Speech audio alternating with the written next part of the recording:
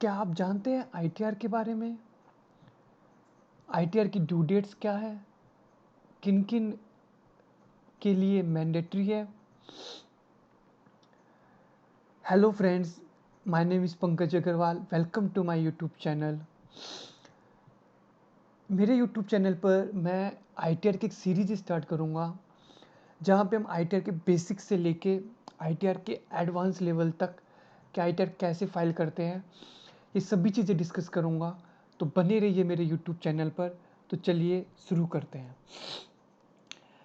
सबसे पहले हमें पता होना चाहिए कि आईटीआर क्या होती है। सबसे पहले हमें पता होना चाहिए कि आईटीआर क्या होती है। आईटीआर एक डॉक्यूमेंट्स होता है जो हमें गवर्नमेंट को सबमिट करना पड़ता है कि मेरी इनकम कितनी है, मैंने कितना टैक्स पे किया, मेरा कितना इन्वेस्टमेंट्स है। ये सभी चीज़ें मैं एक डॉक्यूमेंट्स के द्वारा अपनी गवर्नमेंट को बताता हूँ। तो उसको क्या बोलेंगे? आईटीआर।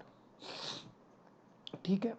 अब किन क्या सभी के लिए आईटीआर मैंडेटरी है या किन लोगों के लिए आईटीआर मैंडेटरी है? तो इसके लिए ज़रूरी है कि एक बेसिक एग्जम्पशन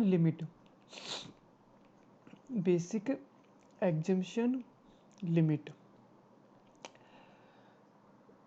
अगर आप ओल्ड टैक्स रिजीम चूज करते हैं फॉर फाइलिंग द आईटीआर, तब आपके लिए बेसिक एग्जम्पशन लिमिट है 2.5 लाख। लेकिन आप न्यू टैक्स रिजीम चूज करते हैं तब आपके लिए बेसिक एग्जम्पशन लिमिट है 3 लाख, इरेस्पेक्टिव ऑफ एज। जबकि ओल्ड टैक्स रिजीम में अकॉर्डिंग टू एज ये लिमिट चेंज हो जाती है 3 लाख और 5 लाख। अब ओल्ड टैक्स रिजीम में जो क्राइटेरिया है वो मैं आपको यहाँ समझा देता हूँ। 2.5 से 5 लाख पर लगता है 5%। 5 से 10 के बीच में अगर मेरी इनकम है तो लगेगा 20%, और अगर 10 से अबोव है तो मेरा लगेगा 13% टैक्स। ये इसके साथ ही अगर मैं न्यू टैक्स रिजीम में हूँ तो फिर मेरा जो क्राइटेरिया लग जाता है वो लगता है कि 3 से 5 के बीच में मेरी 5% लगता है, और नहीं, 3 से 6 के बीच में 5% लगेगा।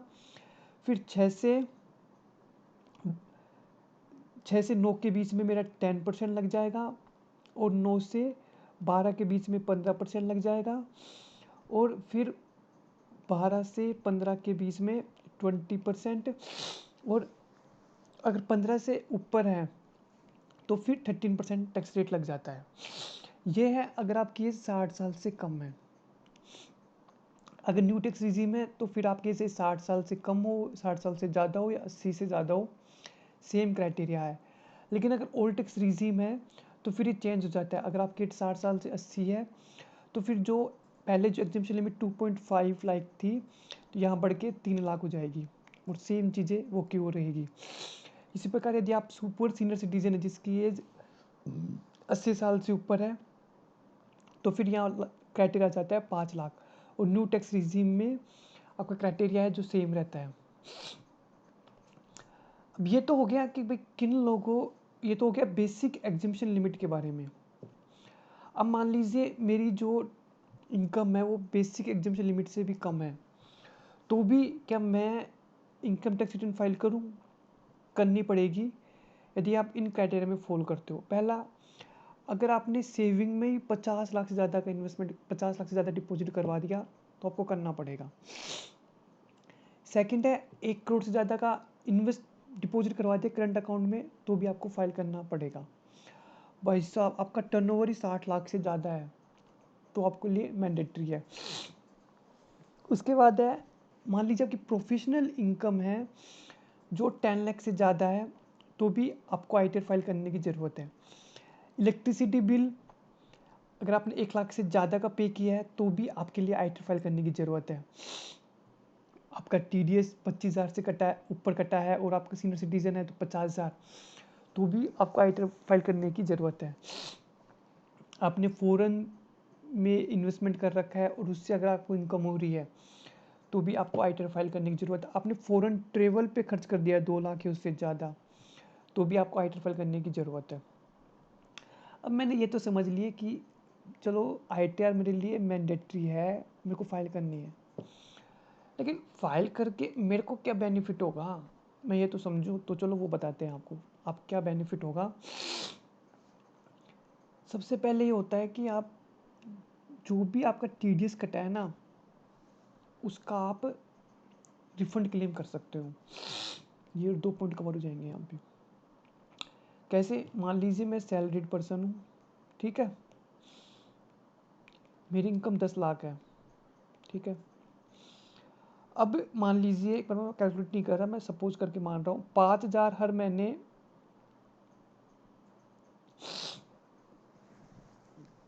है जो मेरा टीडीएस काट लेती है कौन, मेरी कंपनी, हर महीने। तो पूरे साल का कितना हो गया? 60,000। अब मैंने क्या किया, एटीजी में डोनेशन करवा दिया मार्च से पहले। मैंने एटीसी की डिडक्शन ले ली, 1,50,000 एलआईसी में इन्वेस्टमेंट कर दिया, एटीडी की मैंने डिडक्शन ले ली, हेल्थ इंश्योरेंस, ये सब लेके मेरा जो टैक्स बना वो मान लीजिए मेरा 10,000 टैक्स बना, ठीक है। अब 50,000 का जो मैं एक्सेस जो मेरा टीडीएस कटा वो मेरे को कैसे मिलेगा? उसका सिर्फ एक ही जरिया है, रिक्वायर्ड टू फाइल आईटीआर। तब आपको ये रिफंड मिल जाएगा, कितना? 50,000 आपको रिफंड मिल जाएगा, आपके अकाउंट में आ जाएगा।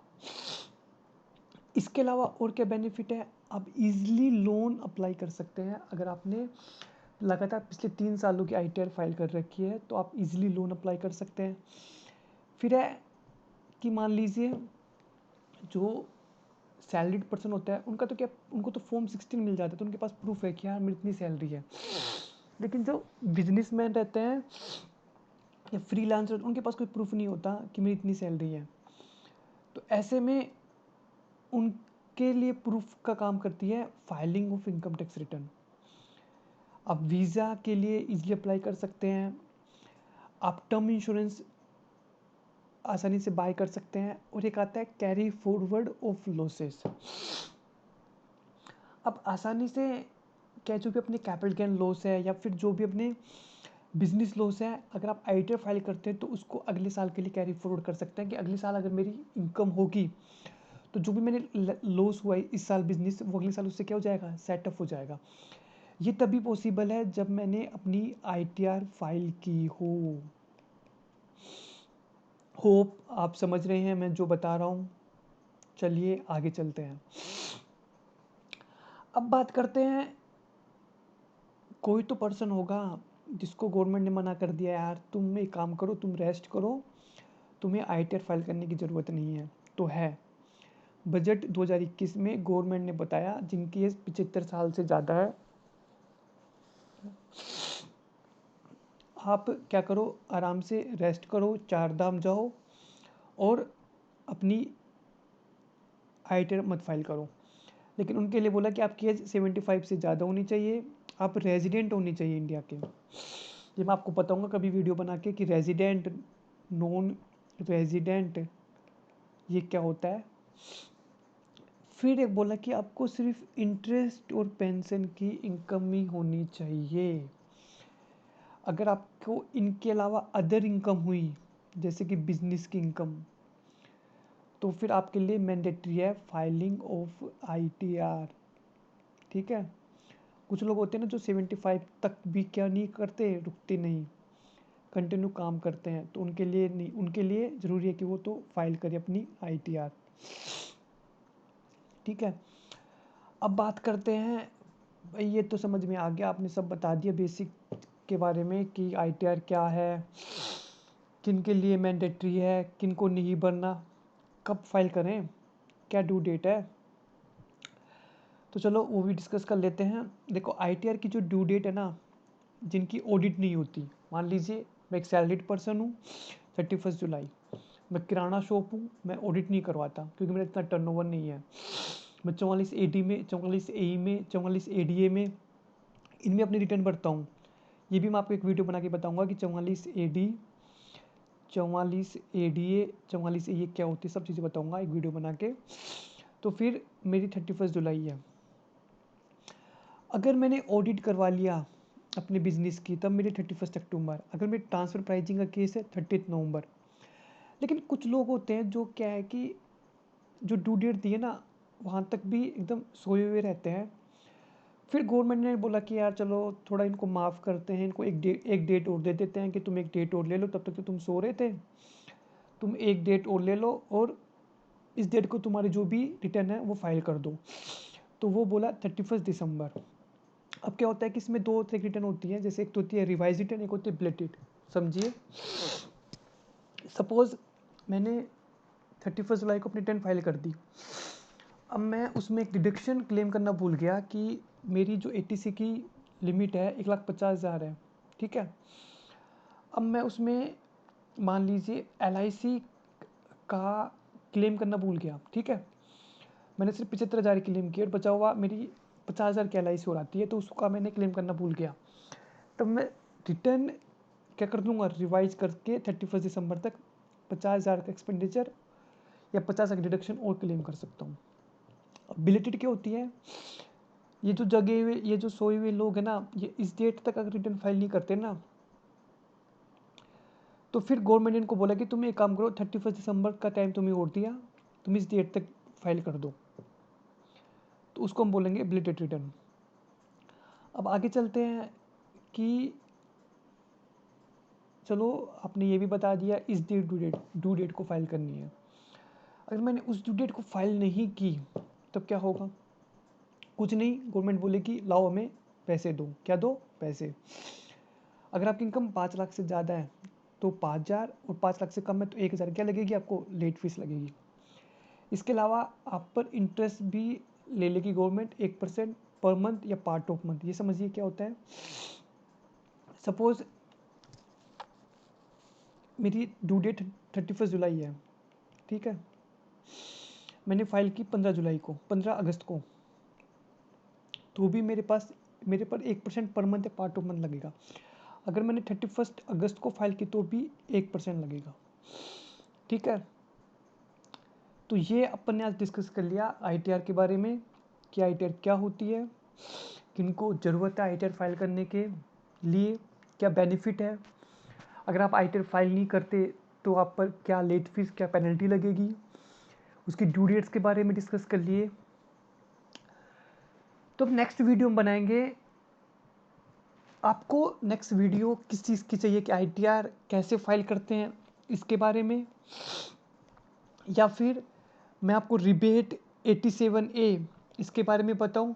तो प्लीज़ आप कमेंट सेक्शन में बताइए कि अगली वीडियो किस चीज़ पे बनानी है, हाउ टू फाइल ITR या फिर रिबेट, इन दोनों में से किसी पे भी मैं बना सकता हूँ वीडियो, तो कमेंट करके बताइएगा।